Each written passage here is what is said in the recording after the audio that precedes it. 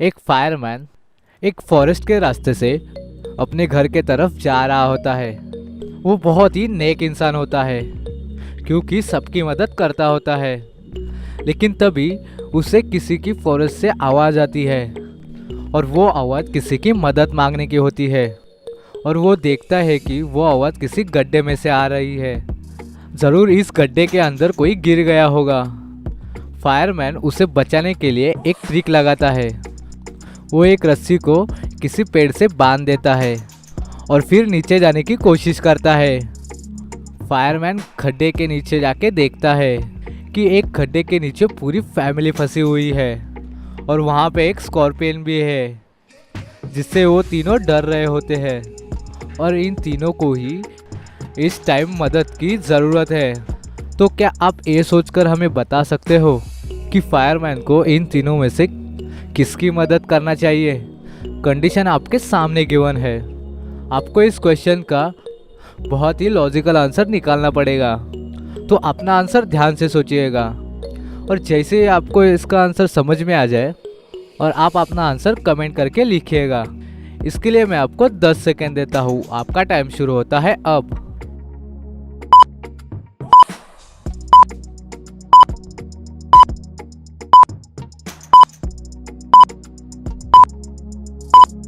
चलिए इसका आंसर देखते हैं। फायरमैन को पहले इस छोटी बच्ची को बचाना चाहिए। लेकिन मैं ऐसा क्यों कह रहा हूँ? इसके पीछे एक सिंपल सा रीज़न है।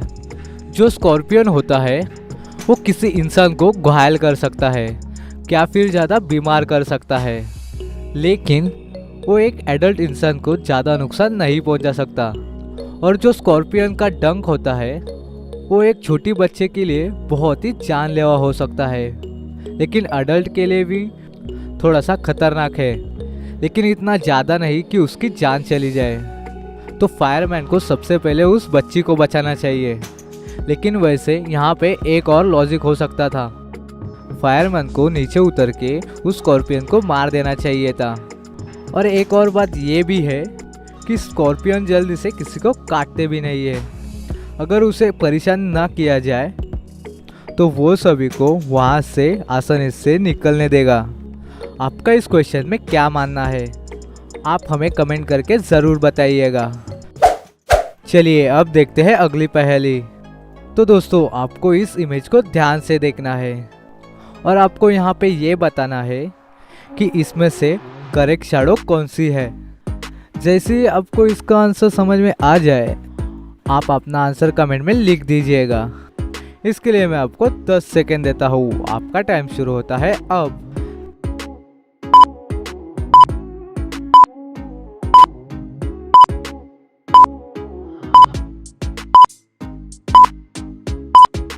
चलिए दोस्तों इसका आंसर देखते हैं।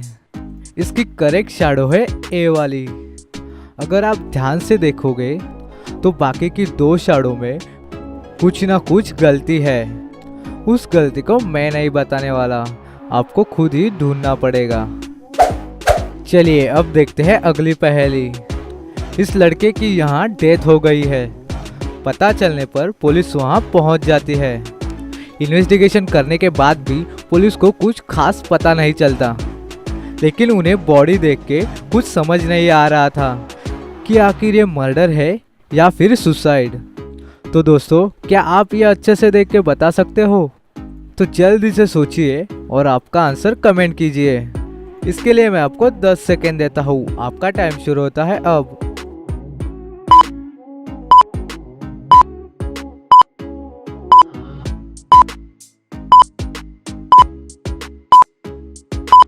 चलिए दोस्तों इसका आंसर देखते हैं और ये एक मर्डर है, क्योंकि अगर आप उसके टेबल पे अच्छे से देखेंगे तो वहाँ वाइन की 2 ग्लास रखी हुई है।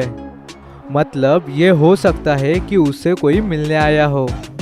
और कोई भी आदमी अपने आप को इतनी बड़ी राइफल से कैसे मार सकता है? इसका मतलब ये है कि इसका मर्डर हुआ है। तो क्या आपने भी इसका आंसर बता दिया था? तो चलिए अब देखते हैं अगली पहेली। तो अभी आप इमेजेस में ऑड वन आउट बता दीजिए।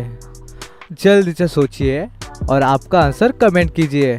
इसके लिए मैं आपको 10 सेकेंड देता हूँ। आपका टाइम शुरू होता है अब।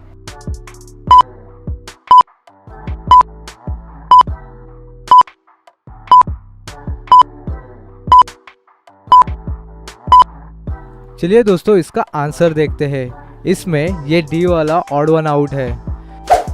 क्या आपने ये ढूंढ लिया था? तो अभी इस इमेज को देखिए और बताइए कि इसमें कौन सा पिक्चर ऑड वन आउट है, और आपका आंसर हमें कमेंट करके बताइए। इसके लिए मैं आपको 10 सेकेंड देता हूँ। आपका टाइम शुरू होता है अब।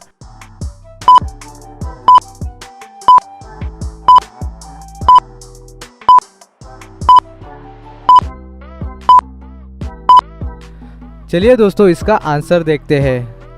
इसमें ये बी वाली पिक्चर ऑड वन आउट है। चलिए अब देखते हैं अगली पहेली। महारानी के शूज म्यूजियम से चोरी हो जाते हैं।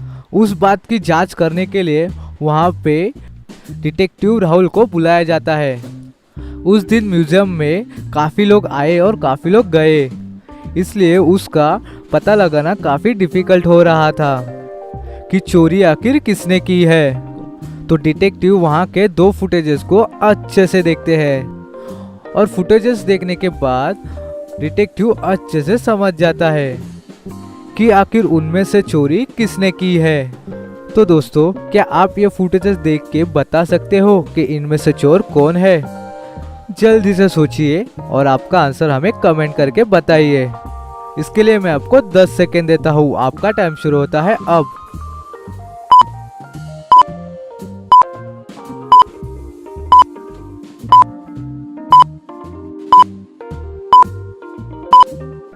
चलिए दोस्तों, इसका आंसर देखते हैं। अगर आप इस थर्ड वाले लड़के को अच्छे से देखेंगे तो आपको दिखेगा कि आते वक्त तो उसकी हाइट ठीक थी, पर जाते वक्त उसकी हाइट बड़ी हो चुकी है। इसका मतलब ये है कि महारानी के शूज उसने पहन लिए हैं और वहाँ से जाने की कोशिश की है।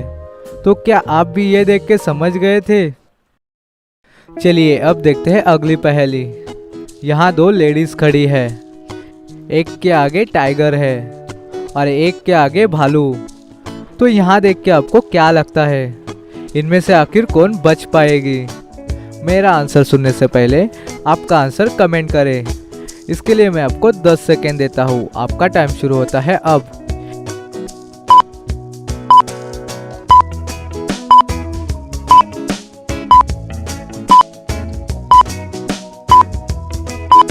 इनमें से ये सेकेंड वाली लेडी बच सकती है।